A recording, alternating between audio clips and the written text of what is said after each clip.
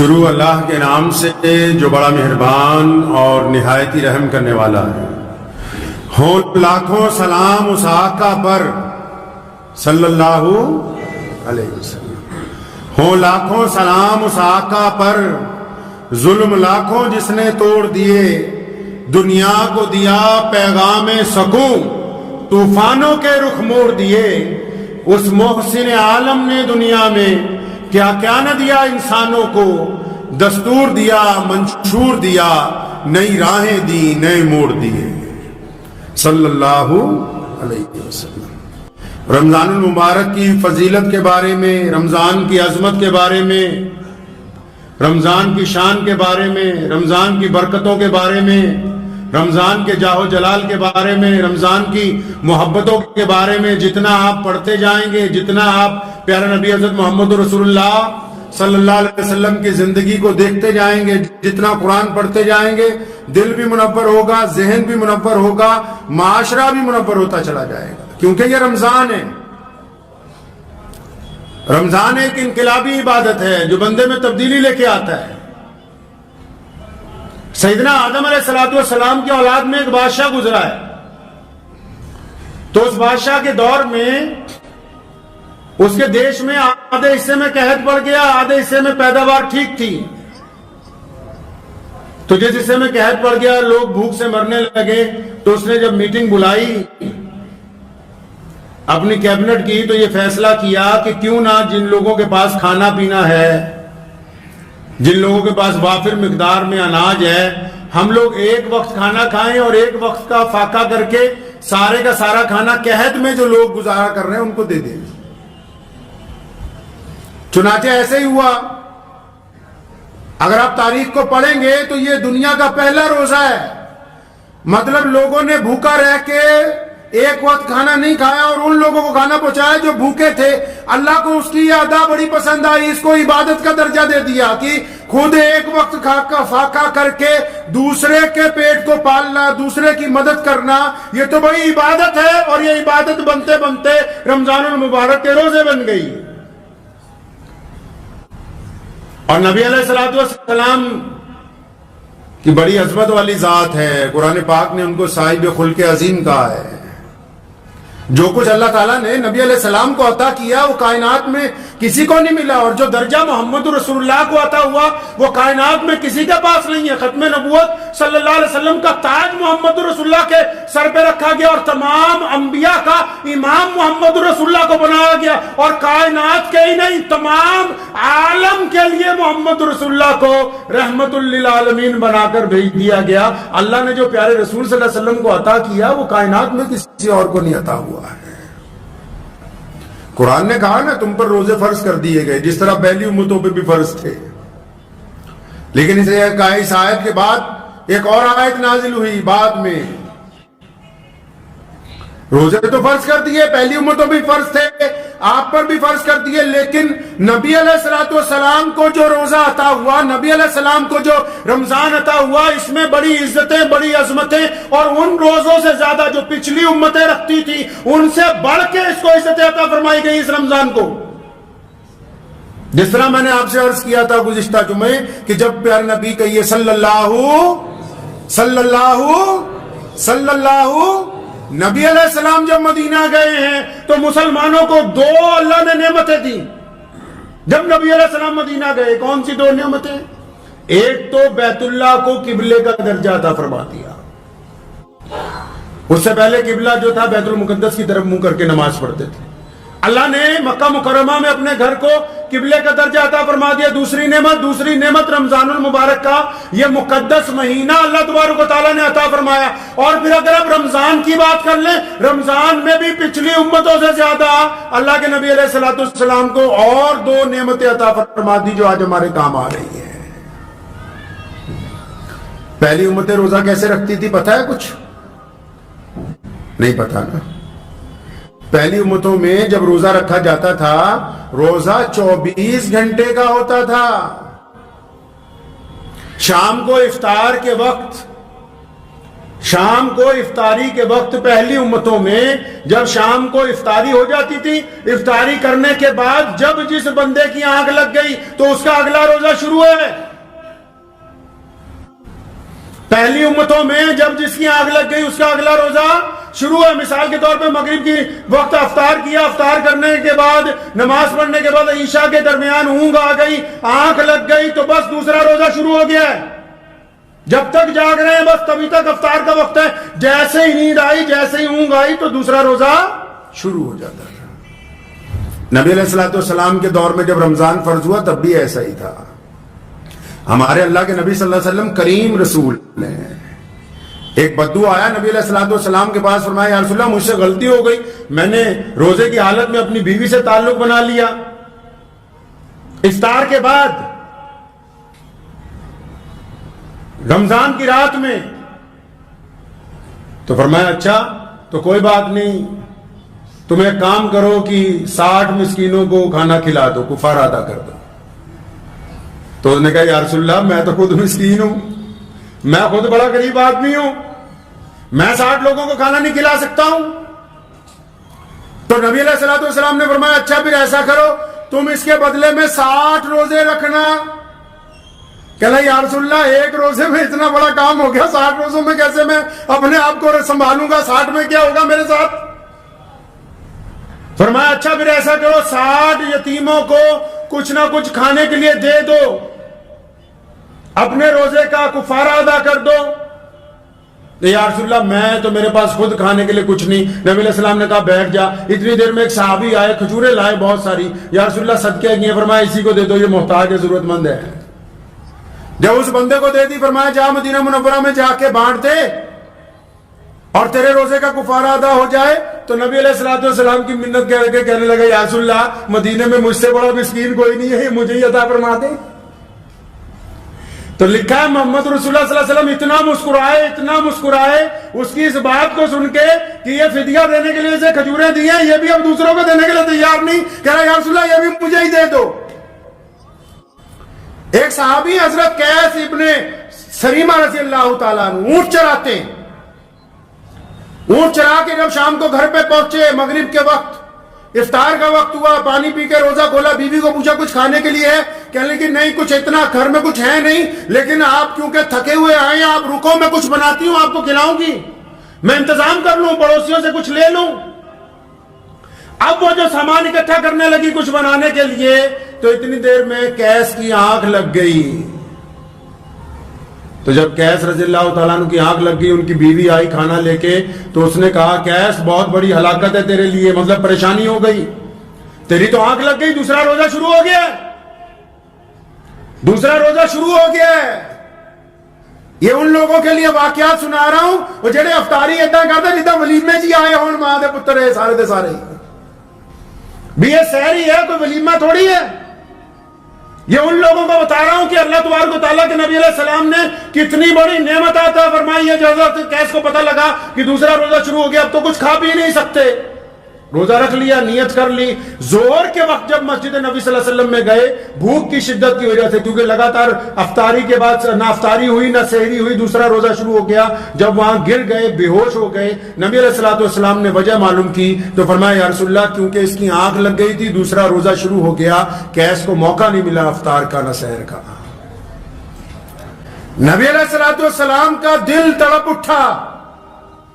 اللہ تعالیٰ نے پھر قرآن پاک میں جبرائیل علیہ السلام کو بھیجا پیارے نبی صلی اللہ علیہ وسلم کے پاس کہ جا کے میرے محبوب کو کہہ دو، پہلے تو ایسا نہیں تھا پہلی امتوں کے لیے، لیکن آپ کی امت کو یہ شرف عطا کر دیا، محمد رسول اللہ کی جوتیوں کے صدقے یہ سحری اور افطاری عطا ہوتی۔ فرمایا اے محمد صلی اللہ علیہ وسلم اپنی امت کو بتا دو کہ جب سورج ڈوب جائے گا تو جتنی چیزیں حلال ہیں وہ سورج نکلنے سے پہلے، سحری سے پہلے، صبح صادق سے پہلے، اب یہ جو رات کا وقفہ ہے، اے سونے رسول ہم نے تیری امت کے لیے تمام چیزیں حلال کر دی، جس طرح مرضی کھاؤ پیو، اپنی بیویوں کے پاس جاؤ، اب تمہارے اوپر کوئی پابندی نہیں ہے۔ یہ محمد رسول اللہ صلی اللہ علیہ وسلم کی محبتوں کی بدولت، پیارے نبی علیہ الصلوۃ والسلام کی دل کی ان دھڑکنوں کی بدولت جو امت کے لیے ہمہ وقت درد مند رہتی تھی، اللہ نے دیکھا کہ میرا محبوب پریشان ہو رہے ہیں صلی اللہ علیہ وسلم، ان کو تکلیف پہنچ رہی کہ میری امت کے لوگ نہ سحری اور افطاری میں وقت نہیں نکال پاتے، ہم کو افطاری بھی عطا کر دی، سحری بھی عطا کر دی، رات بھر بھی عطا کر دی، اور پھر یہ نماز تراویح جس کا آج کل کچھ لوگوں نے تماشا بنایا، کئیوں نے ابھی 6 دن کا قرآن ختم کروا دیا، اب یہ 6 دن کے بعد یہ جو نوجوان ساری رات سڑکوں پر پھریں گے، اب 6 دن کے بعد جنہوں نے یہ بات بنا لی کہ ہم نے قرآن سن لیا اب ہم تراویح پڑھنے نہیں جائیں گے، میں ان ملاؤں سے پوچھتا ہوں جو 6 دن کا قرآن سنانے کے لیے کمر بستہ ہے صرف چند چندے کے سکوں کے لیے، کہ نماز تراویح وہ نماز ہے جس کے ایک سجدے پر 1500 نیکیاں محمد رسول اللہ کے حکم پر عطا ہوئی ہیں، تم آج اس کے ساتھ کھلواڑ کر رہے ہو، قیامت کے دن کیا تمہارا گریبان نہیں پکڑا جائے گا؟ پکڑا نہیں جائے گا؟ 2 نعمتیں رسول اللہ صلی اللہ علیہ وسلم کی جوتیوں کے صدقے عطا ہوئی ہیں مسلمانوں کو، سحری عطا ہوئی، نماز تراویح عطا ہوئی۔ کون سی امت ہے پہلے جن کو تراویح عطا ہوئی؟ یہ محمد رسول اللہ کی امت ہے جن کو تراویح کی نماز عطا کر دی گئی، اور پھر اتنی عظمت والی نماز، اتنی برکت والی نماز، اتنی شان و شوکت والی نماز کہ ایک سجدہ کتنے سیکنڈ کا ہے تراویح میں؟ ایک سجدہ زیادہ سے زیادہ 3 سیکنڈ کا، 4 سیکنڈ کا، 5 سیکنڈ کا، ایک سجدے کے اوپر 1500 نیکیاں محمد رسول اللہ نے فرمایا کہ عطا ہوں گی، تو اس سے بڑی دولت آج سے پہلے کسی امت کو نہیں ملی ہے۔ یہ ایسے ہے جیسے آپ اعلان کر دیں کہ ہماری مسجد میں نماز پڑھنے آؤ 1500 روپے ملیں گے ہر ایک سجدے کی۔ ایسے ہے یہ نعمت جس کا کھلواڑ اڑا رہے ہیں کئی لوگ کہ جی چندہ نہیں ملے گا فلاں مدرسے کو اگر انہوں نے 6 دن میں ختم قرآن نہیں کرایا۔ جانا تو اپنی اپنی قبر میں ہے۔ محمد رسول اللہ صلی اللہ علیہ وسلم کے سامنے قیامت والے دن پیشی ہونی ہے۔ مسلمانوں کی 2 پیشیاں ہیں۔ اکثر میں کہا کرتا ہوں مسلمانوں کی 2 پیشیاں ہیں۔ تمام کائنات کے لوگ اللہ کے آگے جواب دے ہیں، مسلمان اللہ کے آگے بھی جواب دے ہیں، محمد رسول اللہ صلی اللہ علیہ وسلم کے آگے بھی جواب دے ہیں۔ 2 نعمتیں اللہ تبارک و تعالیٰ نے کتنی خوبصورت عطا فرمائی، کتنی پیاری نعمتیں ہیں۔ سحری عطا فرما دی، اور اس کے بعد نماز تراویح عطا فرما دی۔ اتنی بڑی نعمت کی ہر سجدے پہ یار 1500 نیکیاں، ہر ایک سجدے پہ 1500 نیکیاں۔ 40-45 منٹ میں ایک پارہ مکمل ہو جاتا ہے، ہر ایک سجدے پہ نیکیاں، کندھے سے کندھا جوڑ کے کھڑے ہونے پر نیکیاں، امام کا کہنا ماننے پر نیکیاں، امام کے پیچھے رکوع اور سجدہ کرنے کی نیکیاں، اجتماعیت کو برقرار کرنے کی نیکیاں۔ رمضان المبارک میں اس سے بڑی عظمت اور ہو کیا سکتی ہے مسلمانوں کے لیے؟ اور ان بیویوں کو بھی کہتا ہوں جو صبح سے شام سحری اور افطاری گھر میں بنا رہی ہیں، بہترین کھانے کھلا رہی ہیں، لیکن اگر تراویح نہیں پڑھتی تو پھر ابھی انہوں نے رمضان کو نہیں پایا۔ کھانا کھلا کے کچھ لوگوں کو خوش کیا جا سکتا ہے، لیکن میرا رب تو اس وقت خوش ہوتا ہے۔ پیارے نبی صلی اللہ علیہ وسلم نے فرمایا، حدیث کا مفہوم ہے، اللہ کو بندہ سب سے زیادہ تب پیارا لگتا ہے۔ کب پیارا لگتا ہے جی؟ کب پیارا لگتا ہے؟ اچھے کپڑوں میں پیارا لگتا ہے، پیسے بانٹتا ہوا پیارا لگتا ہے۔ کب پیارا لگتا ہے؟ بہترین سرخی پاؤڈر میں پیارا لگتا ہے، اچھی دستار باندھنے پر پیارا لگتا ہے، اچھے لباس پہننے پر نہیں۔ اللہ کو اپنا بندہ اس وقت سب سے پیارا لگتا ہے جب وہ اس کے حضور سجدہ کرتا ہے، اس وقت اللہ کو اپنا بندہ سب سے پیارا لگتا ہے۔ پیارے نبی حضرت محمد رسول اللہ کہیے صلی اللہ علیہ وسلم سحری کر رہے تھے۔ حضرت مولا علی کرم اللہ وجہ رضی اللہ تعالیٰ عنہ بھی ساتھ میں تشریف فرما ہے، سحری کر رہے ہیں۔ حضرت مقداد رضی اللہ تعالیٰ عنہ بھی ہیں، 3-4 اور صحابی ہیں۔ سحری ہو رہی ہے تو سحری کر رہے ہیں، تو کرتے کرتے حضرت بلال رضی اللہ تعالیٰ عنہ تشریف لائے، یا رسول اللہ سحری کا وقت ختم ہو گیا ہے، یا رسول اللہ سحری کا وقت ختم ہو گیا ہے، ہاتھ روک لیں، میں جا رہا ہوں اذان دینے کے لیے۔ تو پیارے نبی حضرت محمد رسول اللہ صلی اللہ علیہ وسلم نے حضرت بلال رضی اللہ تعالیٰ عنہ کی طرف دیکھا، فرمایا ٹھیک ہے۔ اب یہ بلال رضی اللہ تعالیٰ عنہ جب سحری کے لیے اذان دینے کے لیے جا رہے ہیں کہ سحری کا وقت ختم ہو رہا ہے، تو فرماتے ہیں جب میں اس چبوترے کی، اس چھت کی سیڑھیاں چڑھ رہا تھا تو میرے دل نے کہا کہ ابھی نبی علیہ الصلوۃ والسلام لگتا رکے نہیں ہیں۔ فرمایا میں نے سوچا دوبارہ جاؤں، سیدنا بلال رضی اللہ عنہ دوبارہ واپس آئے، فرمایا یا رسول اللہ سحری کا وقت ختم ہو گیا، اب ہاتھ روکے نا۔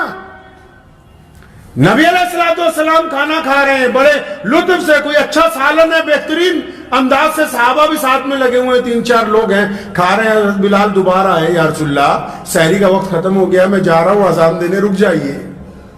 نبی علیہ السلام نے پھر اشارہ کیا ٹھیک ہے جاؤ۔ اب یہ کہتے جب میں دوبارہ گیا، چھت کی سیڑھیاں چڑھنے لگا تو پھر دل میں خیال آیا کہ ایک دفعہ پھر دیکھ لوں، سونے رسول صلی اللہ علیہ وسلم سحری کرتے کرتے رک گئے نہیں رکے۔ جب واپس آئے تو دیکھا رسول اللہ صلی اللہ علیہ وسلم سحری کر رہے ہیں، رکے نہیں ابھی۔ فرمایا یا رسول اللہ سحری کا وقت ختم ہو گیا، میں اذان دینے کے لیے جا رہا ہوں۔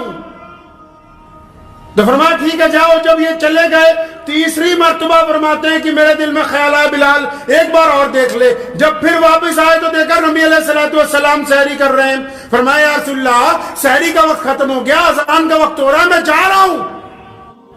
اتنا کہہ کے پھر پلٹے تو نبی علیہ الصلوۃ والسلام سحری کر رہے تھے۔ بلال کہتے ہیں میرے دل میں آیا ایک دفعہ پھر دیکھ لوں۔ جب چوتھی مرتبہ آئے دیکھا پیارے نبی صلی اللہ علیہ وسلم سحری کر رہے ہیں اور اس سالن کو تناول فرما رہے تھے۔ اب انہوں نے دروازے پر کھڑا ہو کے کیا کہا؟ فرمایا یا رسول اللہ اللہ کی قسم سحری کا وقت ختم ہو گیا۔ محمد رسول اللہ نے ہاتھ روکا، فرمایا اللہ نے تیری بس اب قسم کی لاج رکھ لی۔ مولا علی نے فرمایا بلال خدا کی قسم کہ محمد رسول اللہ جس وقت تک کھاتے رہتے صبح ہو نہیں سکتی تھی، یہ شان نبوت ہے کہ جب تک یہ سحری کرتے رہتے اس وقت تک صبح نہیں ہو سکتی تھی، کیونکہ تو نے اب اللہ کی قسم کھا لی، تیری لاج کی وجہ سے رسول اللہ نے ہاتھ روک لیا۔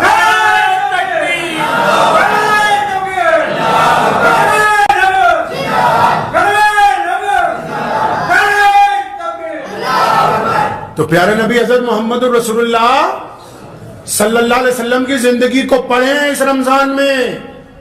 قرآن پاک کی کون سی آیتیں کب نازل ہوئی، کیسے ہوئی، رسول اللہ کیا چاہتے ہیں، جب تک پڑھیں گے نہیں بات نہیں بنے گی۔ تعویلات جتنی مرضی نکالتے رہو، جاہل آدمی وہ ہے جو اپنی غلطی نہ مانے۔ تلاش کریں اللہ اور اس کے رسول صلی اللہ علیہ وسلم کے احکامات کو، کسی سے ہر دھرمی کر کے کیا لینا ہے؟ ہر بندے نے مر کے جب اپنی قبر میں جانا ہے، جب ہر سوال کا جواب خود دینا ہے، جب اپنے بہی کھاتے ہمارے سامنے کھلنے، پھر یہ کون سی تعویل ہے کہ بھی فلاں نے کہا 6 دن میں پڑھا دو، ہم نے پڑھ لی، جانا تو اپنے اپنے سفر پہ سب نے علیحدہ علیحدہ، کوئی کسی کے ساتھ نہیں جاتا، چارپائی رکھ کے سب واپس آ جاتے ہیں، 2 منٹ میں بھاگتے ہیں۔ اس لیے اس رمضان کو، جو رمضان ہمارے درمیان آ گیا، اس کو پائیں پوری طاقت کے ساتھ۔ رمضان میں جتنا درود ہو سکتا ہے پڑھیں، یہ محمد رسول اللہ کا صدقہ ہے۔ یہ روزے رمضان میں جتنا بانٹ سکتا ہے بانٹیں، یہ محمد رسول اللہ صلی اللہ علیہ وسلم کی سنت ہے۔ رمضان میں اپنوں کو جتنا معاف کر سکتے کریں، یہ محمد رسول اللہ کا حکم ہے۔ یہ پیارے نبی علیہ الصلوۃ والسلام نے ہمیں سکھایا۔ یہ کیا دل میں روزہ بھی ہو، دشمنیاں بھی پالی ہو، روزہ بھی ہو، بےایمانیاں بھی ہو، روزہ بھی ہو، ٹھگی ہو، یہ روزہ نہیں ہے، پھر تو کچھ اور ہی ہے، یہ روزہ نہیں ہوتا، اس کا نام ہے۔ پیارے نبی علیہ الصلوۃ والسلام افطار کرتے تھے ایک کھجور کے ساتھ، یا کبھی پانی کے ساتھ، یا کبھی دودھ کے ساتھ۔ افطار کے بعد تھوڑا سا کھانا کھانا۔ اسی افطاری کتنا کرتے ہیں جی؟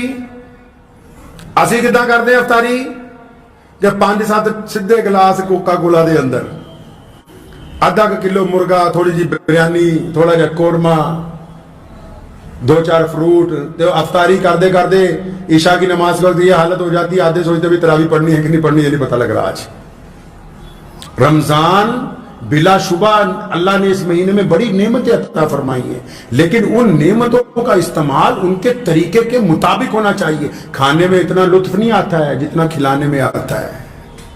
ہمارے نبی علیہ الصلوۃ والسلام کا طریقہ تھا، جب کوئی چیز آتی تھی بڑے بانٹتے تھے اس کو۔ کھانے میں اتنا نہیں لطف آتا ہے جتنا دوسروں کو کھلانے میں آتا ہے۔ بدلہ لینے میں وہ مزہ نہیں ہے جو معاف کر دینے میں ہے۔ پیارے نبی علیہ الصلوۃ والسلام نے اسی رمضان المبارک میں مکہ مکرمہ کو فتح کیا ہے، اور آپ اگر فتح مکہ کے واقعات کو پڑھیں گے تو آپ کو رمضان المبارک کے ایک علیحدہ تصویر نظر آئے گی۔ اور پھر اسی رمضان المبارک میں محمد رسول اللہ نے جنگ بدر میں کفر پر فتح حاصل کی ہے۔ جب آپ بدر کے میدان کو پڑھیں گے آپ کے سامنے رمضان کی ایک اور تصویر آئے گی۔ یہ رمضان المبارک ہے، اس مہینے میں قرآن نازل کیا گیا، یہ رمضان اللہ کو راضی کرنے کا مہینہ ہے۔ تو آئیے ہم مل کے اپنے کردار سے اپنے رب کو راضی کریں انشاءاللہ تعالی، کریں گے انشاءاللہ تعالی۔